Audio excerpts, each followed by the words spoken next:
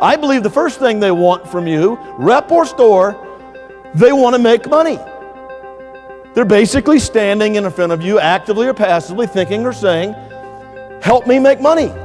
And this is just a point in time you say, you know what, am I readying myself? And if you're a manager, are you readying your store team, your assistants, your full-timers and your part-timers? Are you readying your team to be value-added sellers? The sales mind is a three-dimensional view of the sales prototype. At the end of the day, business is the front line of the battle. Buyers and sellers and money and objections and competition and sales cycles. But at the end of the day, the reason we conduct business is to get money, by and large, and go home and have a great life. How do you get a buyer into a state of mind that I call one of urgency? One of urgency, where they want to do business with you right now. You're not pushing them. You're pulling them.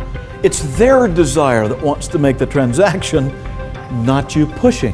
The only legitimate issue of customer service is customer loyalty. I'm always asking, as best as I can assess it as possible, what is the benefit for them doing this now?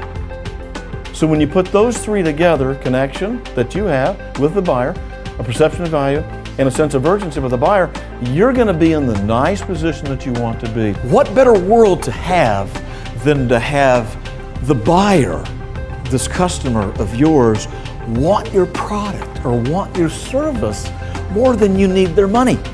Self-urgency on the part of the seller, even when the buyer is not urgent, tends to rub off. I know people, and I'm not going to name names, I can sit here today and I can think about people in my own life that never really break out. They never do anything difficult. They never take on a task because they always need somebody's approval.